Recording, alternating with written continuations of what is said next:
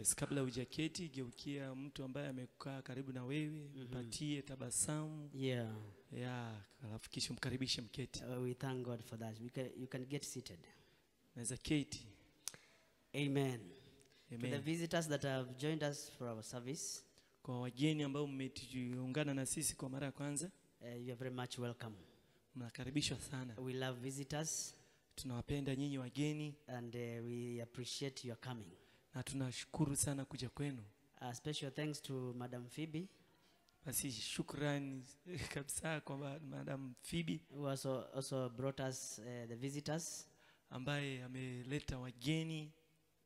Nimeona kwamba kuja kwake kumeleta matunda mengi. So God bless you for that good effort. Mungu akubariki kwa hiyo bidii. And to everyone, God bless you for coming. Kila mmoja wetu Mungu awabariki kwa sababu ya kuja kwenu. For the sake of the visitors, let me just mention my names. Kwa ajili ya wageni nataka kutaja jina langu. I am Julius Musau, Anaitwa Julius Msau na mimi ni Pastor Kalinde. or Baba Masi, Na kwa jina lingine anaitwa Baba Masi and I am born again. na ameokoka. Praise the Lord.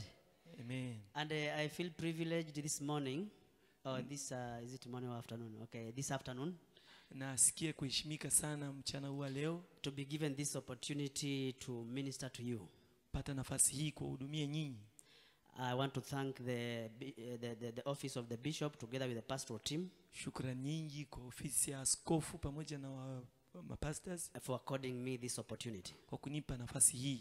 And when I was told to minister, Nilipoambiwa ni hudumu, I just went before God and asked for a message for the season, nilienda mbele za Mungu nikaulizia ujumbe wa wakati as it is my habit. kama ilivyo tabia yangu. And God has laid a message in me for you and for me too. Bwana ameweka ujumbe ndani yangu wako na mimi pia. And I have given it the title, Na nimeupea kichwa chake, The Unchanging God in a Changing World. Mungu asiyebadilika katika ulimwengu unaobadilika. Praise the Lord. Bwana asifiwe. The Unchanging God in a Changing World. Mungu asiyebadilika ndani ya ulimwengu unaobadilika.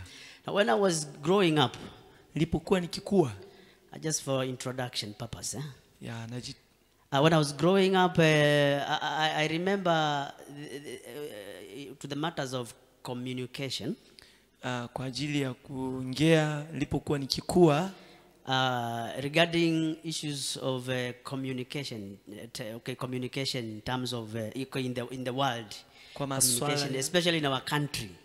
Kwa maswala ama ninapoongea kuhusu kuongea ama kupitisha ujumbe, especially kwa ajili ya nchi yetu. I remember when I was in high school, the only mode of communication was through letter writing and the what do you call the telegrams. You remember those things, eh?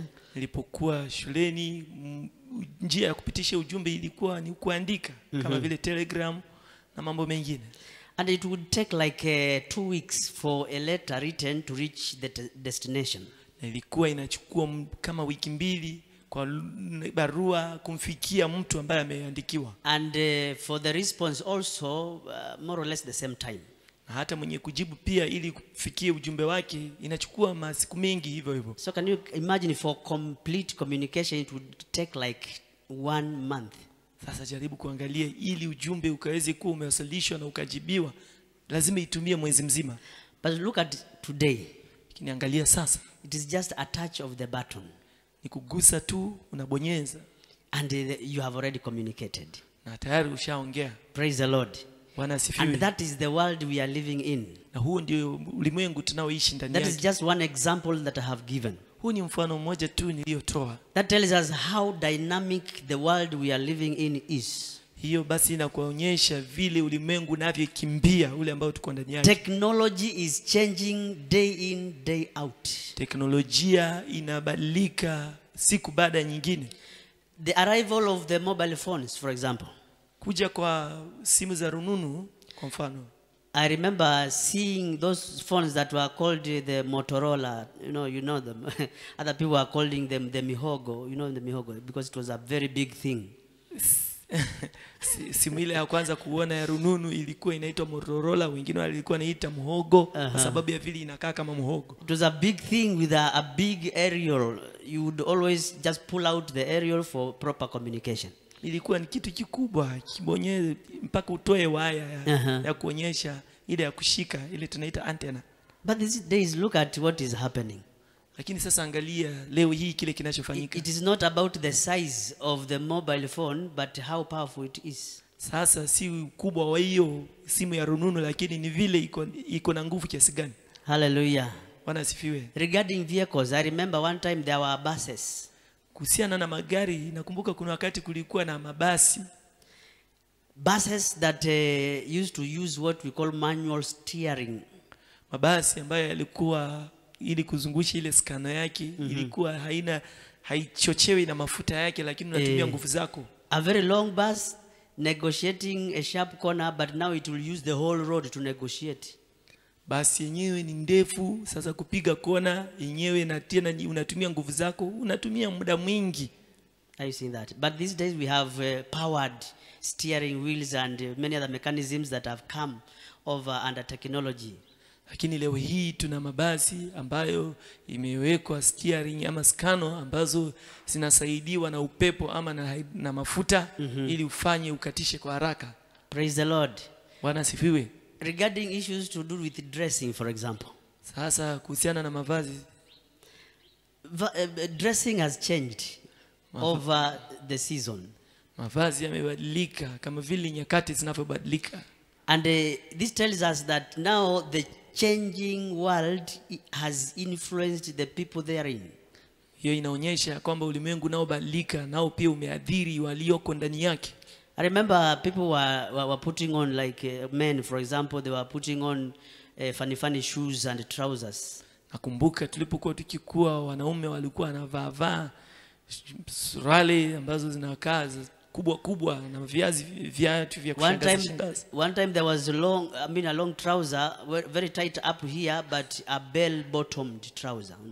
Na wakati ambapo suruali zile zilikuwa zinavaliwa na wanaume, juu ingebana, chini inakaa kama skati. Why? Because they used to wear platformed shoes, high heeled, and they are men. Kwa sababu gani ya kuvaa hivyo? Chini pia nazo viatu zile walikuwa wanavaa zilikuwa ziko juu sana na ni wanaume. So they wanted to cover up the shoes. Hivyo basi walikuwa wanataka kuficha kile kiatu kisionekane. Later on there came the high waisters. Sasa baada ya muda wakaja ile ya kuweka kiuno pande za juu kabisa. Very big and baggy trouser, but now tied up here almost at the middle of the stomach. Sasa suruali hiyo ni kubwa kweli, lakini pia imewekwa juu ya kiuno. And the women likewise. Na wanaume, wanadada nao pia. Also their dressing also has changed with time. Mavazi yao pia yamebadilika vile wakati unavyobadilika. And this tells us that many people in the world have been influenced by the changing world.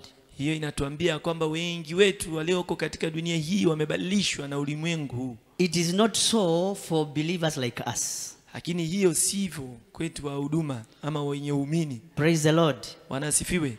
The Bible tells us that our outward adornment should reflect the glory of God. Biblia inatuambia mavazi yetu ya nje inastahili yaonyeshe utukufu wa Mungu. Because although we are in the world, but we do not belong to the world. Maana hata kama sisi tuko duniani, sisi si wa dunia ama si wa ulimwengu huu. So as much as systems in the world keep on changing day in day out, hata kama mambo yanabadilika duniani kila kuchao, then we are not supposed to be influenced by them.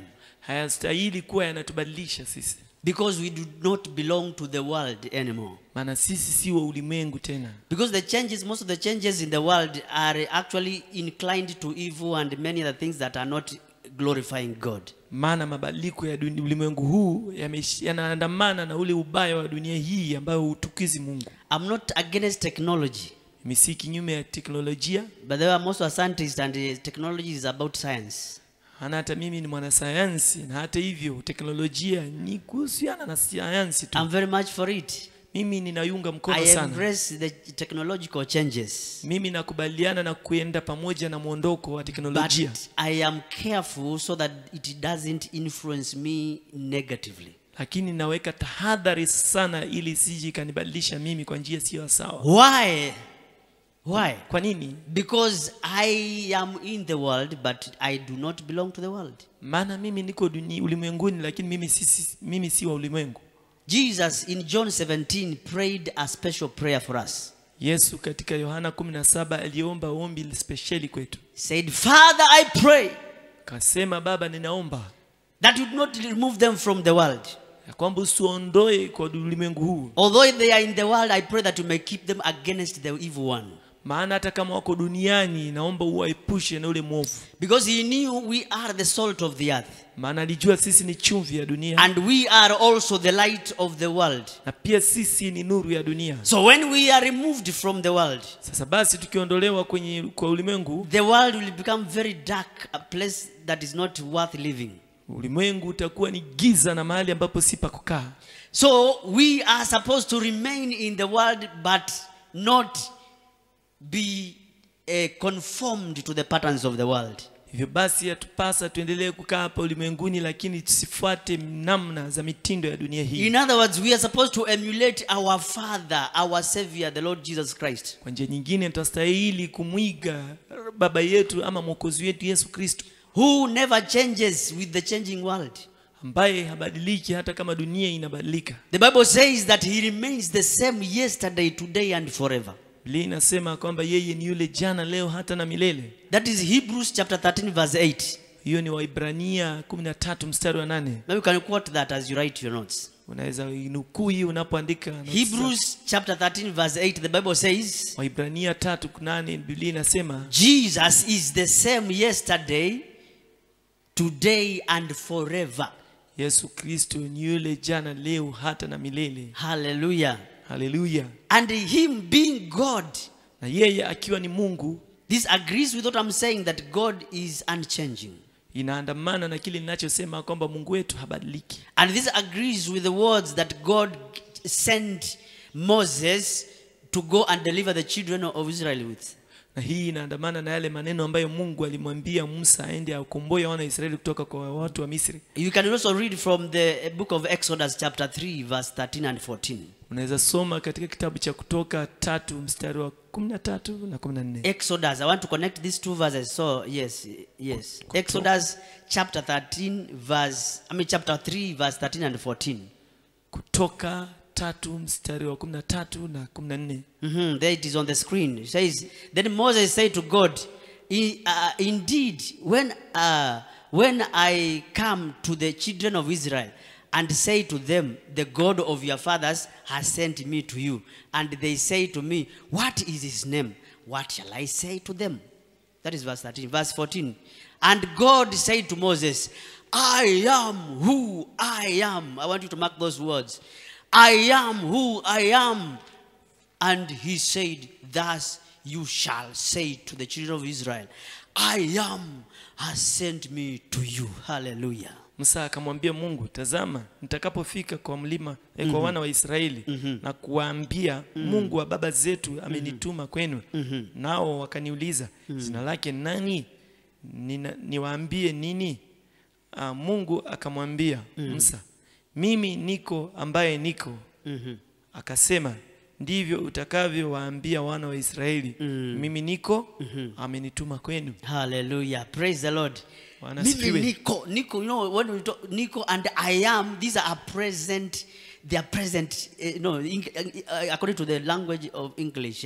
This is present terms. Haya maneno mimi niko ama mimi ni ambaye niko, ni maneno yanakaa ya sahihi. Yes, the present tense, as the English people call it. Hayo ni msemi ama usemi ambao ni sahihi. Not I was, I am. Sio nilikuwa, niko. And this does not contradict the previous verse we have quoted. Na hii haibatilishi ile ambayo tumesoma mbele. Jesus is the same yesterday. Yani ya kwamba Yesu ni yule jana, leo. It confirms it that even yesterday he is still I am. Hiyo inadhibitisha ya kwamba hata jana pia alikuwa ndiye. And tomorrow he will still remain I Na am. hata kesho pia atakuwa niko. Praise the Lord. Amen. Which means God never changes with the changing circumstances. Hiyo inaonyesha kwamba Mungu habadiliki na mahali ambazo zinazobadilika. His character and quality is not dependent on the circumstances. Tabia yake na udhamana wake hautegemei hali zile zinazokuja. He remains God whatever comes. Anabaki kuwa Mungu bila kujali nini kiko. One of his attributes is love. Mojawapo wa tabia yake ni upendo. He is a God of love. Ni Mungu wa upendo. And his love is not circumstantial. Na hata upendo wake si ya kutegemea vitu. He loved us unconditionally. Alitupenda pasipokuwa tumefaa. And gave up his only begotten son Jesus Christ for our sake. Akamtoa mwanawe wa pekee ambaye ni Yesu Kristo. That although we had become sinners, that we may become righteousness of God by virtue of Jesus Christ becoming unrighteous before God. Yaani ya kwamba yeye mwenyewe akamfanya kuwa sadaka ya dhambi ili sisi tukaweze kuwa wenye haki kwa sababu ya imani yetu katika Kristo Yesu. We are human beings and social for that nature. Sisi ni wanadamu na pia tunapenda kuhusiana na watu. We know how to love and to be loved. Tunajua jinsi ya kupenda na kupendwa. All of us in one way or the other have gone through love, being loved or being or loving or something like that. Sisi sote kwa njia moja ama nyingine tumepitia kupenda ama kupendwa. Parental love and other love, types of love, because we have many types of love. Kuna upendo wa wazazi na upendo nyingi kama and even godly love. Hata pia upendo wa Mungu. Agape. This is what I'm talking about. Upendo wa Mungu ambao unaitwa agape. Because God has commissioned us to also love, because he loved us also to love the others. Maana vile kama Mungu alivyotupenda naye ametuamuru tupende wengine. But at times because of our human nature we reach a point and stop loving. Lakini kwa sababu ya hali yetu ya kibinadamu kuna wakati tunafikia mahali tunaacha kupenda. People get into marriage and they after 1, 2, 3 months they start fighting one another. Watu wanaingia katika ndoa na baada ya miezi 2, 3 wanaanza kupigana. But before then they were calling each other names sweetie, honey and tomatoes and other things. Kabla hivyo walikuwa wanaitana asali na hata nyanya pia. You know those things. Hello. But now look at what happens. Lakini sasa angalia kile kinachotendeka. After a few months now the sweet honey becomes a bitter honey. Baada ya miezi michache iliyokuwa asali tamu imekuwa sasa ni asali. The love that was there is no more. Pendo uliokuwa hapo mbeleni haumo tena. What is happening?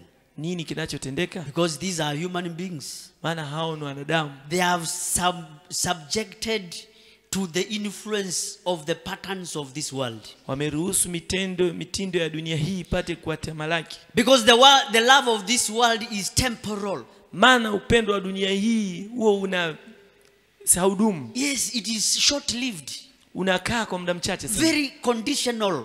Huo unategemea vitu fulani. You love because somebody loves you. Unapenda kwa sababu kuna mtu anakupenda. In fact, as people who are born again, we are asked to love even our enemies. Kwanza wale ambao tumeokoka tunaamuriwa tupende hata maadui zetu. That is unconditional love. Huo ni upendo usio na masharti. And that is the nature of our God. Na hiyo ndio tabia ya Mungu wetu. So just like God, we are asked to remain the same, to love just the way he loved. Hivyo basi kama vile Mungu alivyo na sisi tuastahili kupenda hivyo hivyo. Praise the Lord. Another attribute of God is mercy. Tunajua tabia nyingine ya Mungu pia ni rehema. He is very merciful. Yeye ni wa rehema sana. In Lamentations chapter 3 verse 22 and 23. Katika wimbo ulio bora 3:21 mpaka 23. The Bible says that because of his mercies and love, kwa sababu ya rehema zake na upendo wake, we are not consumed. Okay, hatujaangamizwa. Okay, let's read it. So they are already there on the screen. Though the Lord's mercies, through the Lord's mercies, we are not consumed, because his compassions fail not.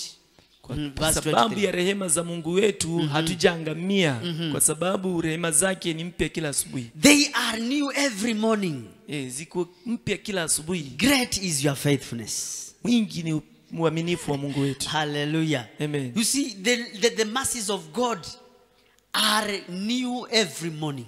Rehema za Mungu ni mpya kila asubuhi. That means they do not become old, they don't change. Hiyo inamaanisha haziwezi zeeka hata kidogo. They are fresh all the time, ever fresh. Kila wakati zinakaa mpya. And because of that, kwa sababu ya hiyo, that's why we are not consumed by the enemy. Ndio maana hatuangamizwi na adui. We are not consumed by the enemy. Hatuangamizwi na adui. Because the Bible says from the book of Colossians chapter 3 verse 13. Na Biblia inasema kitabu cha Wakolosai 3:13 that God delivered us from the powers of darkness. Kwamba Mungu alitukomboa kutoka kwa nguvu za giza. Or the kingdom of darkness. Kutoka kwa ufalme wa giza. And translated us or transferred us to the kingdom of his dear son. Akatuleta kwa ufalme wa mwanaye wa pekee ambaye ni Yesu. So we were delivered from the world and its systems. Hivyo basi tulinyakuliwa kutoka kwa dunia na tamaduni na mitindo yake. And brought into the kingdom of the son Jesus Christ. Tukaletwa kwa ufalme wa mwana wake ambaye ni Yesu Kristo. So we were unplugged from the kingdom or from the powers of darkness and plugged into the power of God in his kingdom. Hivyo basi tulichomolewa kutoka kwa nguvu za ufalme wa giza, tukaingizwa kwenye nguvu za ufalme wa Mungu. So that's why I'm saying, because we have a connection in our God. Hivyo ndivyo basi ninasema kwa sababu tumeunganishwa na Mungu wetu. Our lifeline is God himself. Hivyo basi uzima wetu atoka kwa Mungu mwenyewe. Our connectivity is in God.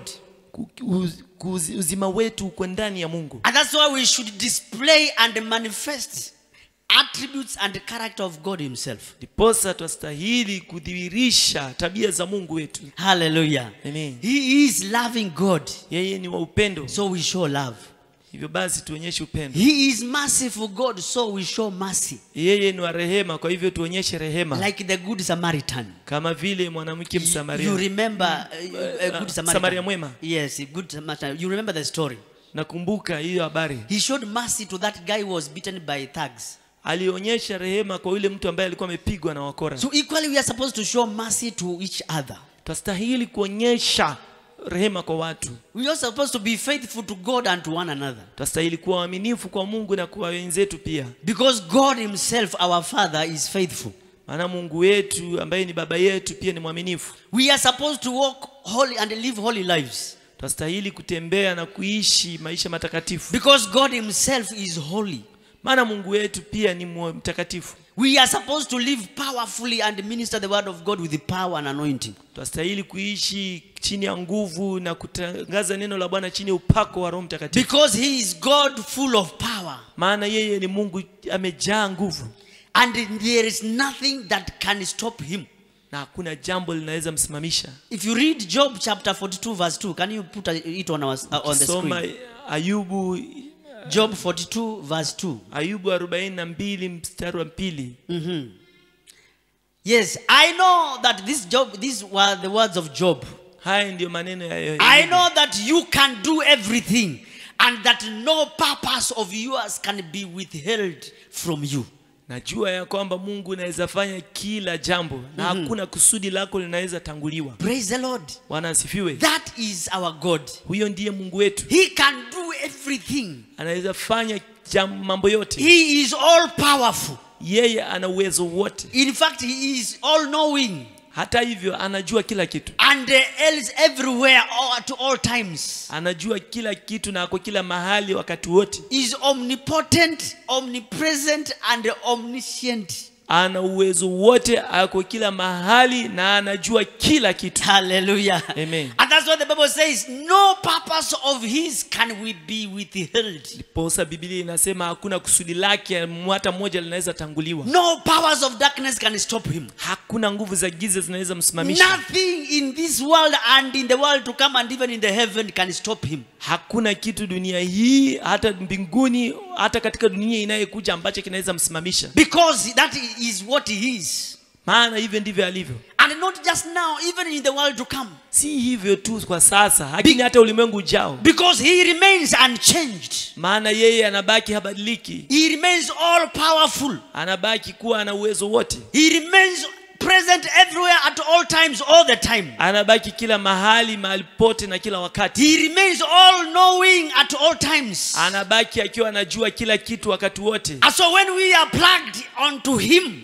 Kwa hivyo basi tukiunganishwa na yeye, we also become likewise. tunakuwa kama yeye. Because the same power is made manifest in our lives. Maana nguvu hizo hizo zinadhihirika maishani The mwetu. same attributes of our God are made manifest in our lives. Tabia zile zile za Mungu zinadhihirika maishani mwetu. But you see what happens? Najua nini At kinachotendeka? times people reach a point in life and they forget where they came from and where they are going. Wakati mwingine watu hufika mahali katika maisha na wanasahau walipotoka na wanapoenda. They start now getting into the systems of this world. Wanaanza kufuatanisha mitindo ya dunia hii. The Bible warns us against this. Biblia inatuonya kinyume cha haya. In Romans chapter 12 verse 1 and 2. Warumi 12 mstari wa kwanza na wa pili. You can also cast it on the screen, please. Unaweza irusha kwa.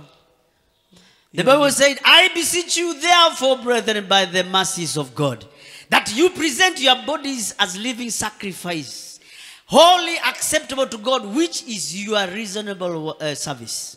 Na wasihi enyi ndugu zangu kwa rehema kuu za Mungu, muitoe miili yenu mbele za Mungu ikaweze kuwa dhabihu takatifu, maana hiyo ndio sadaka inayokubalika na Mungu wetu. Hallelujah. Amen. That is what we are supposed to be. Hivyo ndivyo basi tunastahili kuwa. When I was reading this scripture, I was asking myself, nilipokuwa nikisoma maandiko haya nilikuwa najiulizia, how can a sacrifice be living? Je, dhabihu inawezaje kuwa inaishi? But I got this revelation Kapata ufunuo huu that we are supposed to die to ourselves. Tunastahili utu wetu wa kale ukufe. Because no sacrifice lives. Maana hakuna dhabihu inayoishi. When you sacrifice like a goat, for example, kwa mfano ukitoa mbuzi dhabihu, you have to slaughter it to become a sacrifice. Lazima uichinje ili kaweze kuwa dhabihu. Even when you give your own money, hata ukitoa pesa zako, it ceases to be your own. Inaacha kuwa yako. And it becomes God's. Praise the Lord. Hizo pesa zinakuwa za Mungu. So likewise, we are supposed to be holy sacrifices unto our God. Vivyo hivyo tunastahili kuwa dhabihu ambazo ni takatifu mbele za Mungu. But at the same time, living ones. Lakini kwa njia nyingi, kwa saa hiyo hiyo pia hizo dhabihu zinazoishi. In other words, dead to ourselves and alive unto God. Yani kwa njia nyingine nafsi zetu zikiwa zimekufa lakini katika Mungu zinaishi. That is what we call living sacrifices. Hiyo ndio inaitwa dhabihu inayoishi. But there are some guys who just are dead but alive in the world. Lakini kuna watu wamekufa lakini wako hai kule duniani. Hello. You must learn from Paul when he said that I die daily. Lazima ujifunze kutoka kwa Paulo anaposema nakufa kila siku. Every time you wake up, you must remind yourself that I am dead to sin but alive unto Christ. Kila siku unapoamka wastahili kujikumbusha ya kwamba utu wako wa dhambi umekufa lakini utu ulio upya wa uzima unaishi. And therefore the influence of the changing world will not be an issue to you. Hivyo basi shinikizo ya mambo ya dunia hii ambayo ni mabaya haiwezi kukudhuru. That's why verse 2 tells us. Ndio maana mstari wa pili unatuambia, Romans 12 verse 2 inasema, it says, 12 verse 2, and do not be conformed to this world, but be transformed by the renewing of your mind, that you may prove what is that good and acceptable and the perfect will of God.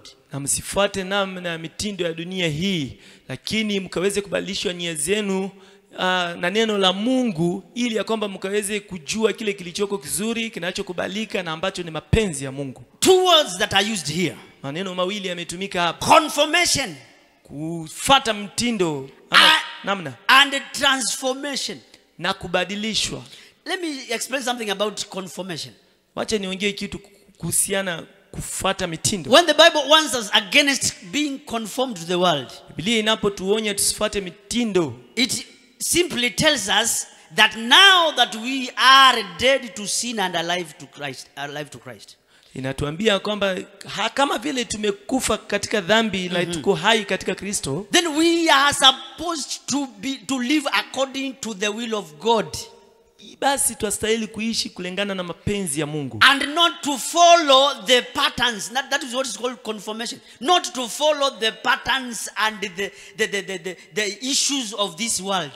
tusifuate namna ya mitindo ya dunia hii. The lifestyles of this world Mitindo ya dunia hii no longer become our lifestyle when we are in Christ Jesus. hiyo si mitindo yetu tunapoingia ndani ya Yesu. So that's why the Bible warns us against following the same.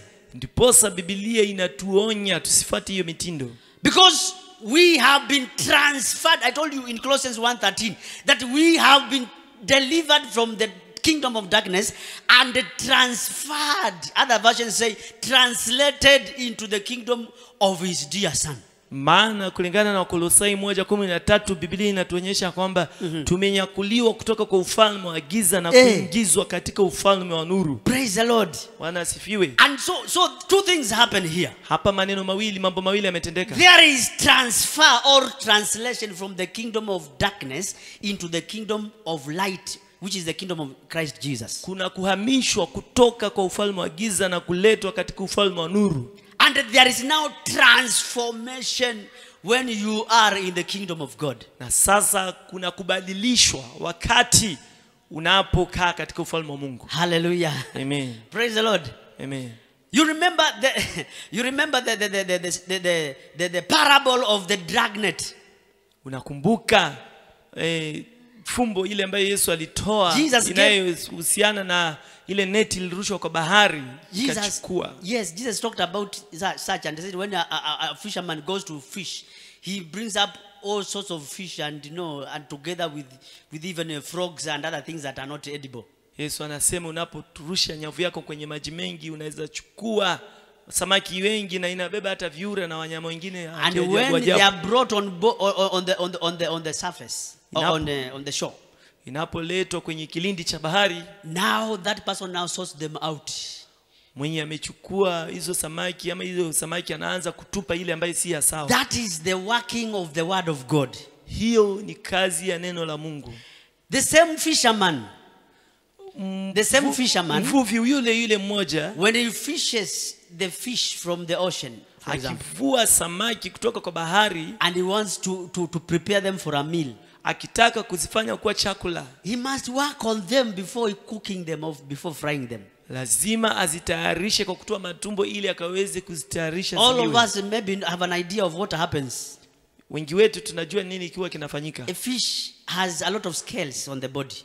Samaki huwa ana magamba mengi kwa mwili wake. And we don't fry it with its scales. Hatuipiki ikiwa na magamba yake. There is a lot of work that is done on the fish before it can be edible.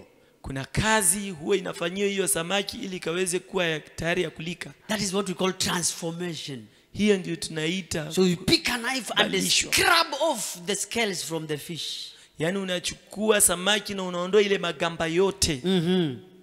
That's why the Bible says that the word of God is sharper than any two-edged sword. Maana Biblia inasema kwamba neno la Mungu ni kali kuliko upanga ukatao kuwili. So it scrubs that dirty and the unnecessary things, the unwanted things from the body of the fish so that it can be edible. Inaondoa magamba yote kwa samaki na chochote ambacho hakihitajiki kwa hiyo samaki. So when you are brought or transferred from the kingdom of darkness to the kingdom of light of Jesus Christ, ukishahamishwa kutoka kwa ufalme wa giza na kuletwa kwa ufalme wa nuru, that is not enough. Hiyo haitoshi. Then God starts working on you and on me while we are in the kingdom of God. Mungu anaanza kushughulikia na kunishughulikia mimi tunapokaa katika ufalme wake. And that's why he's urging us to be transformed. Diposa anatusihi tubadilishwe, so that we may know what his will is, ili tupate kujua mapenzi yake ni nini. That perfect, good and pleasing will. Ile ambayo ni ya sawa, ambayo inapendeza na inampendeza sana. Praise the Lord. So there are a lot of shedding off and the changes that undergo in our lives when we are in Christ Jesus, for the sake of becoming good and pleasing before God. Hivyo basi kuna vitu baadhi ya vingi ambavyo huwa vinaanguka kwa ajili hasa ya kufanana na huyu Yesu. There are things that you used to do and love doing while you are in the kingdom of darkness. Kuna vitu ulikuwa unafanya na ulikuwa unapenda kufanya ulipokuwa katika ulimwengu wa giza. When you are in the kingdom of light, you are supposed to shed them off. Sasa wakati mwanga wa nuru ama ufalme mpya umekuangazia, unastahili kuziacha. And of course, other systems of the world. Kuna mitindo ya dunia hii pia. We have seen there are so many because okay, through access to the internet, there are so many things that we learn from there. Maana tumeona kwamba kuna vitu vingi tunavisoma hasa wakati wa mtandao kama huu. And the Facebooks and the WhatsApp, Instagram and all those things. Mtandao kama vile Facebook, your WhatsApp na mingi tu. And you will see so many, like when it comes to designs for wear, for our wear, you will see so many types of designs, good and terrible ones there. Kwa mfano ukitaka kuangalia mtindo wa mavazi katika hizo mtandao, utaona mingi mitindo ambayo ni ya kushangaza na mingine mizuri. And funny enough, you will find a sister, she's born again. I'm sorry to say, they are not here, I'm just giving an example. A sister born again, you know, wearing some funny clothes. You wonder, where does this one come from? Cha ajabu, utaona dada ambaye pia ameokoka na lakini hawako hapa. Wanavaa nguo kama hizo tu za kushangaza shangaza. Have you seen them? Nadhani ushayoona. Oh, hello. Praise the Lord. They are all over. Wamejaa. You see them wearing very tight jean trousers. Utaona akiwa amevaa nguo zimebana kweli. Until her legs looks like a sausage. You wonder what is this now? Yeah, mpaka mguu unaona unakaa kama hiyo inaitwa sausage. And then on top of that, they delete them. I mean, they just tear them, you know, some various parts. I don't know why they just choose to tear them above the knees. I don't know. Sasa si mbano tu peke yake, lakini pia itararuliwa. Sasa kile kinachoshangaza itararuliwa juu ya goti. And when you try to investigate them, these are sisters. Na ukijaribu kuchunguza utakuta kwamba ni mtu ameokoka. But they need some scrapping off. There's some scales that needs to be scrapped off so that they can become living sacrifices unto God. Kwa sababu anahitaji magamba mengine akaweze kuondolewa ili wakaweze kuwa dhabihu inaishi. That's why the Bible is urging us to be transformed. And you have to accept to be transformed by the word of God. Kwa Biblia inatuambia kwamba tubadilishwe, maana lazima tukubali tubadilishwe na neno la Mungu. Because the word of God has power for transforming our lives. Maana neno la Mungu lina uwezo wa kubadilisha maisha yetu. It is power in itself. Lenyewe ni nguvu. It is the same word that God himself used. Hilo ndilo neno ambalo Mungu alitumia. He said, "Let there be." Alisema na iwe. By the power of his word, many things were created, and everything that was created for that. Kwa uwezo wa neno lake vyote tunavyoviona vinavyoonekana na visivyoonekana. So his word is very powerful. Neno lake basi ni nguvu. In fact, that's where the Bible says that where the word of the king is power, this power. Mhubiri 8:4 pia inasema ya kwamba mahali neno la mfalme liko kuna nguvu. Yes, whatever he says, nobody can withstand it. Lile ambalo anavyosema hakuna mtu anaweza pinga. So when we give ourselves unto that powerful word of God, tunapojipeana kwa ile neno ambalo lina nguvu, it transforms our lives. Linabadilisha maisha yetu. And we become what God wants us to become. Na tunakuwa kile ambacho Mungu anataka tuwe. Our walk becomes pleasing before God. Tembea yetu inakaa inapendeza mbele za Mungu. Our talk, our words are seasoned with the grace of God.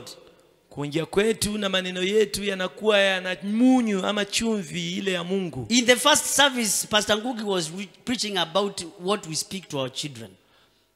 Ibada ya kwanza Pastor Ngugi aliongea kile ambacho tunastahili kuongea kwa watoto wetu. He said we should speak blessings and not curses unto them. Anasema tunastahili kuongea baraka na si laana juu and yao. not only to our children but to everybody in the house of God. Si kwa watoto wetu lakini peke yao, lakini hata kwa watu wote katika nyumba ya Mungu. And other people that we interact with in life. Na pia watu wengi ambao tunaoishi nao katika maisha. Because we have been made kings and priests. Maana sisi tumefanywa kuwa wafalme na makuhani. And our words are very powerful. Na maneno yetu ni ya muhimu sana na ya nguvu. When we speak, it happens. Tunapoongea inafanyika. So you call a child a fool, you will become a fool. Unamwita mtoto mpumbavu na kweli anakuwa That's mpumbavu. why I'm saying when the word of God works in us and transforms us, it will teach us how to talk. Ndiposa nasema neno la Bwana linapotufanyia kazi litatufundisha jinsi tupasavyo kuongea. So that we talk like God himself. Ili ya kwamba tuongee kama Mungu mwenyewe. We bless and it shall be blessed. Tunabariki na watu wanabarikiwa. We exhort one another. Tunainua mmoja na mwingine. Praise the Lord. Bwana asifiwe. We are blessed to become a blessing and not to become curses. Tulibarikiwa ili tuwe wa baraka na si tuwe wa laana. The same word, when we allow it to work on us, it transforms the way we think. Neno hilo hilo tukiruhusu lifanye kazi ndani yetu linabadilisha vile tunavyowaza. Hallelujah. Amen. Because that is the biggest target of the enemy in our lives. Maana hiyo ndio mahali ambapo shetani huwa analenga sana. He knows when he wins our think tanks, then he has won us. Anajua akikamata mawazo yako basi ameweza. Praise the Lord. Bwana And that's asifiwe. why the Bible is very emphatic in Romans 12 verse 2. That be renewed in your minds, not just in your bodies, but it all starts from there. Ndiposa Biblia inasisitiza sana katika Warumi 12 ya kwamba ibadilishwe nia yako. Yes. Because when my thought system is changed and transformed for the better. Maana nia yako ikishabadilishwa basi wewe mambo yako itakuwa mzuri. It will change and influence positively the way you talk, the way you walk. Itabadilika na itabadilisha vile unavyoongea na vile unavyotembea. Hallelujah. Bwana asifiwe. Praise the Lord. Bwana asifiwe. I hope you are getting something, eh? Naamini mnapata kitu. Praise the Lord. Amen. So, when we are transformed by the word of God, tukishabadilishwa na neno la Mungu, our lifestyle change. mtindo yetu ya kuishi inabadilika. Our patterns change, become the patterns of God, not of the world. Mtindo yetu ya kuishi inakuwa ile ya Mungu na si ile ya dunia. There is a topic I teach in mathematics. Kuna somo huwa nalifundisha katika hesabati. A topic that is called matrices and transformation. Hilo ambalo linaitwa matrices na kubadilisha. Yeah, transformation. No, the word transformation is a two in one word. Yes, hayo maneno transformation ni maneno mawili ambayo yako kwa neno moja. Trans and formation.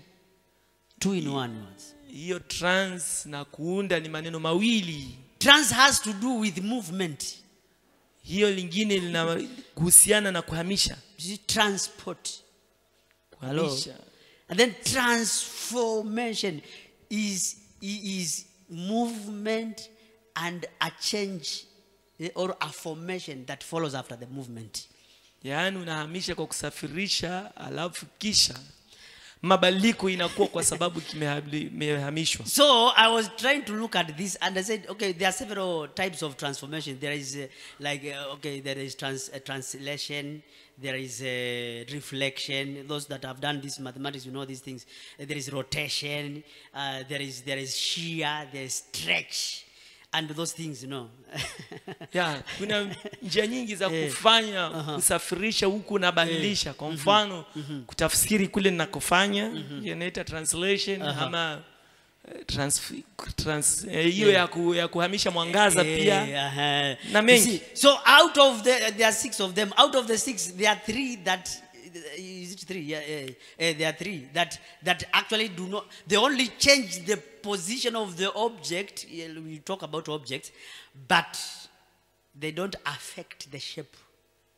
Yani kati haya mabadiliko yote ambayo tunayoongea, kuna matatu peke yake ambayo yanabadilisha tu muundo. Position.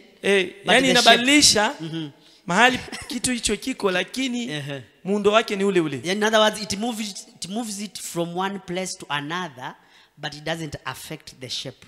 Kwa njia nyingine ni kwamba inahamisha hicho kitu na inakipeleka mahali kwingine lakini hakibadiliki. For example, rotation. Kwa mfano mzunguko kama ule wa dunia. You just rotate. The object just changes position from one point to another, but it remains the same.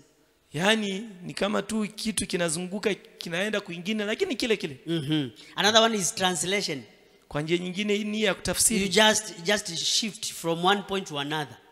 Yeah, kama unabadilisha tu maneno kwa Kiingereza na kwa Kiswahili yale. Just remain the same.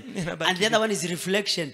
hiyo nyingine ni kama vile jua linagonga kioo. A reflection, or a good example, like the way you look at yourself in the mirror, for example. Kwa mfano vile unavyojiangalia kwa kioo. Now, when you look at yourself in the mirror, do you see a different person? Je, unapojiangalia kwa kioo huo unaona mtu tofauti kwani? You see the same guy. The Wewe same. yule tu. If you're in specs, you see also a fellow too looking like you are in specs. When you smile, you see the guy smiling, and that kind of thing. So the fellow is just the same.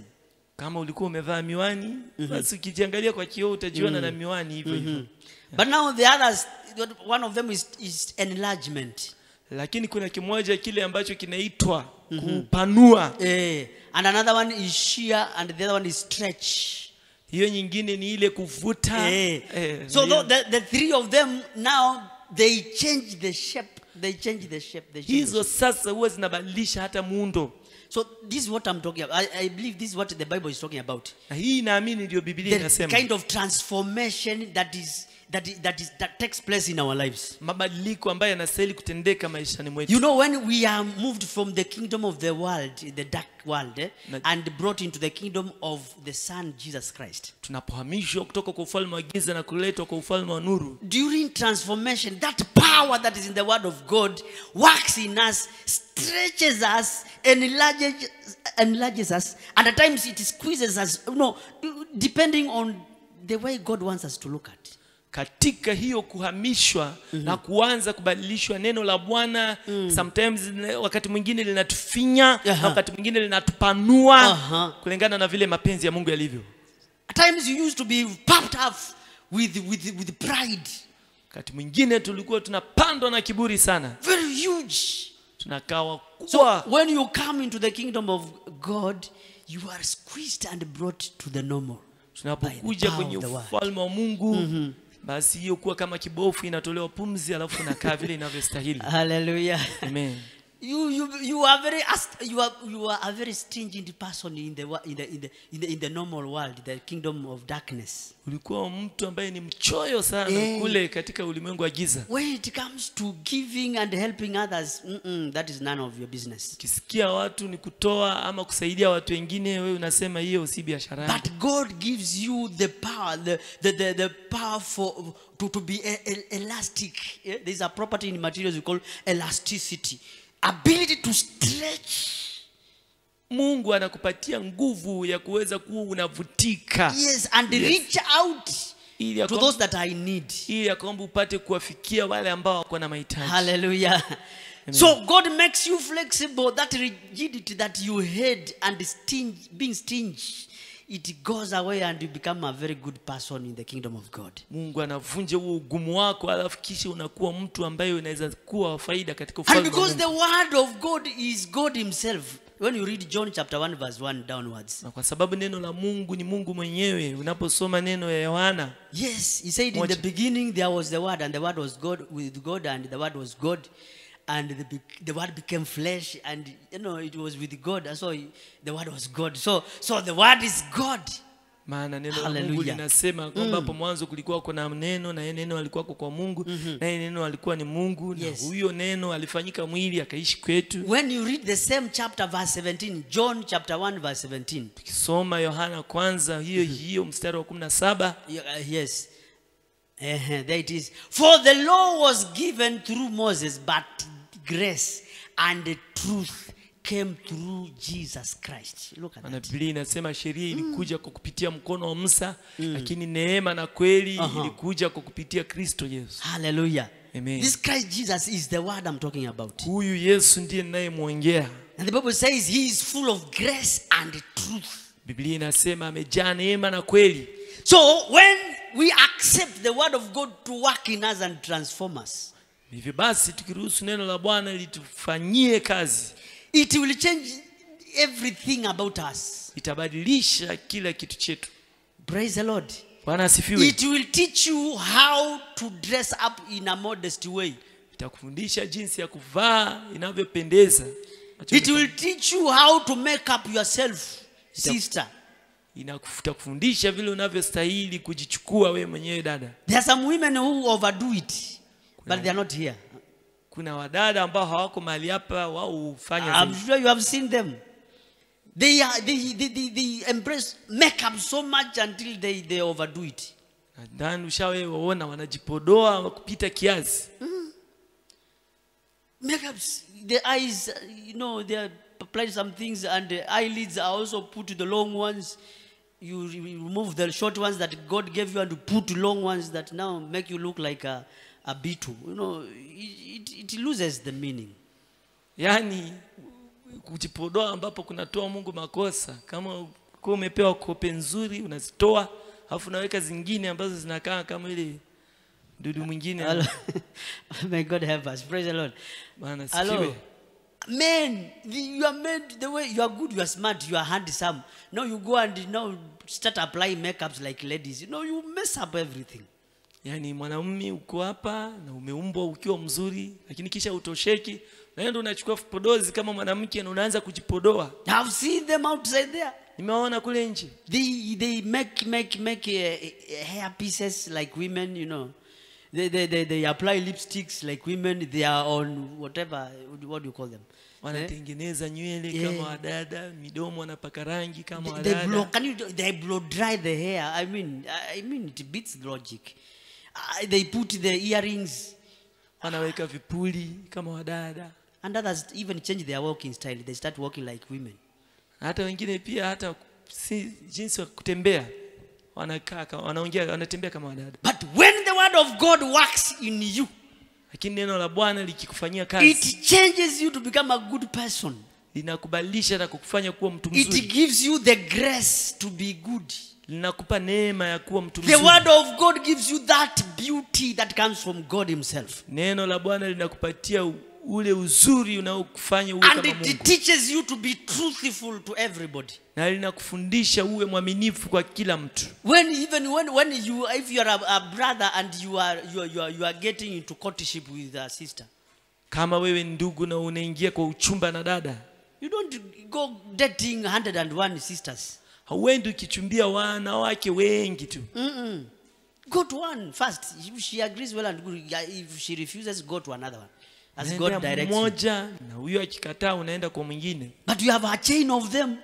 Lakini wewe una wengi unawachumbia. You have cheated others that I'm just a solo brother. I'm looking for somebody. And yet you have a chain of others. Unaenda unadanganya dada, unamwambia mimi niko peke yangu. That is not being truthful. Hiyo si uaminifu. Hello. You do business. Unafanya biashara. But the tools you use are not truthful. I mean, they are not anything to go by. The scales you use, they have a lot of question marks even before God. Vipimo vile unavyotumia vina maswali mengi mbele za Mungu. Hello. I saw that one time when there's some places where people use like these tins, tins, the metallic tins to weigh, grains, It's korokoro, and elsewhere they are called korokoros, or these tins 20 madebe liter 20, I don't know what not. Okay, I saw them, and some women used to come to buy maize in our place, and they would beat them. They look like they have vitambis. With the name of when she comes, when she's weighing the maize, she can get as much as possible, from you, and gives you little money, Shaiona watu ambao wanafanya biashara, kwa mfano wale ambao wanauza hasa kama mahindi na ile tunaziita debe, wanazigonga huko chini mpaka zinakosa, ili waweze kuibia watu wakati wanapopima wapate faida nyingi. Hata God hates dishonest scales. Mungu hapendi vipimo kama hizo. So when the word of God works in you, you'll be truthful even in your business. Neno la Bwana likikufanyia kazi utakuwa mwaminifu hata kwa biashara yako. You'll be a totally transformed person inside out. Everywhere you go, whatever you do, you'll be doing it with full of sincerity and truthfulness. Utabadilishwa ndani na nje, na kila kitu unachofanya utafanya kwa uaminifu na weupe wa moyo. Because Jesus Christ, who is the word of God, is full of grace and truth. Maana Yesu Kristo ambaye ndiyo neno la Mungu amejaa neema na kweli. The Bible says in John chapter 8 verse 2 that you shall know the truth, and the truth shall set you free. Yohana 8 mstari wa 32 inasema utaujua ukweli na ukweli itakufanya kuwa huru. You will also stand and say no to every form of corruption in this world. utasimama na kusema la kwa kila ufisadi katika dunia hii. The world is full of corruption and corrupt people. Dunia imejaa ufisadi na wafisadi. Recently I was talking to one of my cousins who retired a few months ago. Juzi tu nilikuwa naongea na ndugu yangu mmoja aliyetoka kwa kazi. He was a teacher by profession. Alikuwa mwalimu. And now he has been following up his dues, retirement dues from TSC in Nairobi. Amekuwa akifuatilia pesa zake za kuretire. And I learned from him that at those personnel, the TSC personnel, when you go there, for your things to be processed quickly within the time required, you have to part with some money. Nikasoma kutoka kwake kwamba hao watu wa upande vitengo cha walimu, ili upate pesa zako za kustaafu kwa haraka lazima uweze kuhonga. That is corruption. Huo ni ufisadi. And somebody who is full of the word of God and full of truth will stand against that. Mtu ambaye amejaa neno la Mungu na kweli atapingana na hiyo. Hello. Hello. Even in our own county government, full of a lot of corruption, corrupt people, corrupt officers. Hata serikali yetu ya hapa nakuta kwamba kumejaa ufisadi. Personally, I'm building my residential house. Mimi mwenyewe najenga nyumba yangu ya kuishi. And these guys, the NCA guys have really disturbed me. And I have complied. I have done everything that is supposed to be done. Hao wenye wanahusika na mijengo unakuta kwamba wanakuja kunisumbua na ile hali nimefuata masharti yote. They come there, they want me to give them something. Wanakuja hapo something, ili niwape kitu. But I tell them I don't bribe, I don't give such things. I am born again and that is against my faith. Niambia kwamba mimi siwezi honga, nimeokoka, siwezi enda kinyume cha imani yangu. So they put that red big cross there. Go ahead and put it. Even if you want to paint the whole house, do it. Wanaweka msalaba ambao kuonyesha hiyo jengo linastahili kuangushwa. Naambia wekeni, hata ukitaka uweke kote. But I'll continue building. Itaendelea kujenga. And I'll not give you even a penny. Na siwapatie hata penny moja. But some people, but not here, but elsewhere, no. When they see those guys, shika, unataka, shika, mnakuja kuleni lunch, and they go away. No. But that's wengine wetu lakini hawako hapa. Wakiona watu hao wanaanza kutetemeka, wanaanza kuwapea pesa. One time when I was driving to Nakuru, na wakati nilikuwa naendesha gari kuelekea Nakuru, some of the corrupt officers, the traffic guys, stopped me on the way. Kuna watu walionisimamisha kule njiani. Then one of them was insisting, okay, he checked everything and I was having only a first aid kit box, And that time they were not supposed to be in the small cars, but it's a rule they had started. So they wanted everybody to have, all those fire extinguishers and, first aid kits. Besides now the lifesavers and other things. Mmoja wapo askari akaanza kuniangalia, akakosa tu ile kitu chombo cha kubeba vifaa vya kushughulikia mtu akiwa amekatwa na kitu mfano. So he told me, hey, give me something so that I release you. You go your way. I told you I don't have that whatever. But when I reach Nakuru, I'll make sure I buy it. It's not that I was late in buying it. But he said, no. You give before you go. I don't do that. Give even if 1,000. I said I don't give. I don't have and I don't give. Give 500. And he kept on bargaining. He said, even 1 shilling you cannot give. Yani wakaitisha pesa, wanataka hongo kutoka 1,000, wakashuka mpaka 1,000, wakashuka mpaka 500, mpaka hata shilingi wanaulizia uwezi toa. And then he asked me, what kind of Amukamba? Because he had known my name.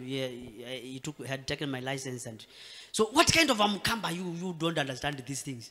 Na kwa sababu alijua jina langu, kwa sababu ya kuona hiyo license jina langu, akasema wewe ni Mkamba aina gani? Hallelujah. I told him I'm Mkamba of Christ Jesus, not the Kambas you know. Nikamwambia mimi ni Mkamba wa Yesu, I belong to Jesus Christ and I don't conform to the patterns of this world. Namjua Yesu Kristo na siwezi fuata mitindo ya dunia hii. Hallelujah. Hallelujah. So when you are full of grace and truth, God will give you words of grace to defend yourself, to stand for his truth, for his truth. Praise the Lord. Umejaa neema na kweli, Mungu atakupatia maneno ya kusimama na kweli. Hallelujah. Amen. Because the grace of God is the one which has given salvation. Ana neema ya Mungu ndiyo imetupatia wokovu. When you read Titus chapter 2 from verse 8 downwards up to verse 12. Soma Tito 2 mstari wa 8 kuendelea mpaka 12. We are saved by the same grace. Tumeokolewa kwa neema hiyo And hiyo. it's the same grace that keeps us in salvation. Na neema hiyo hiyo inatuweka kwa wokovu. Because it gives us power to say no to every ungodliness. Maana itatupatia nguvu ya kusema la kwa kila lolote ambalo si la Mungu. So if you want to stand against the patterns of this world which are inclined to evil, the grace of God must be at work in you.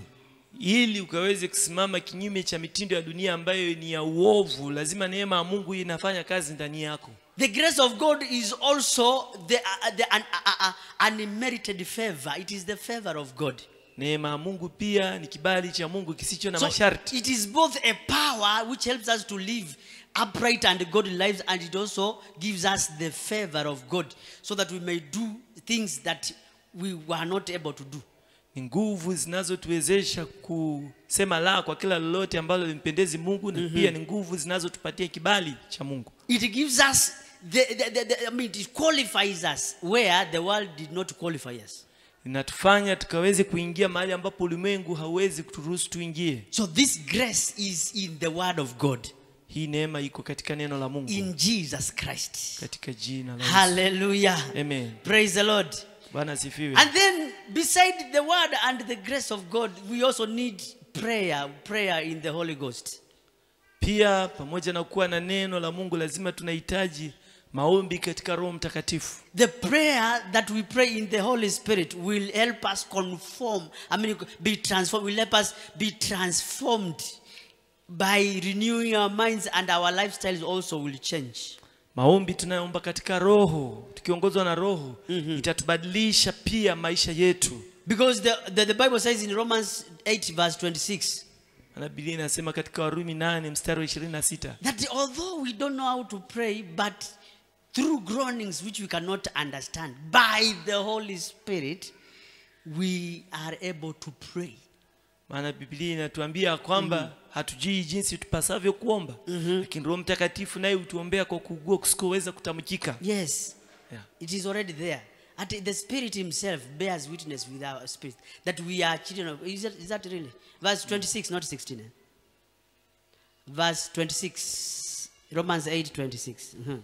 There it is. Likewise, the Spirit also helps us in our weaknesses, for we do not know what we should pray for as we ought. But the Spirit himself, that is the Holy Spirit, makes intercession for us with groanings which cannot be uttered. Yeah. Ya kwamba sisi hatujui tupasavyo kuomba, lakini Roho Mtakatifu hutuombea kwa kuugua kusikoweza kutamkika. Yeah.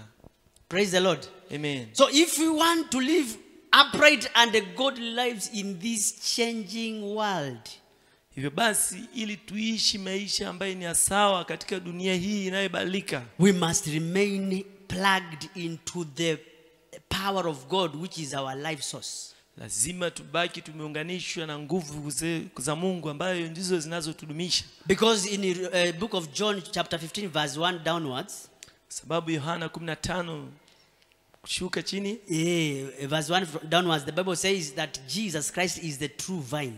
Maana Biblia inasema kwamba Yesu Kristo ndio mzabibu wa kweli, and we are the branches, na sisi ni matawi, and our Father is the gardener.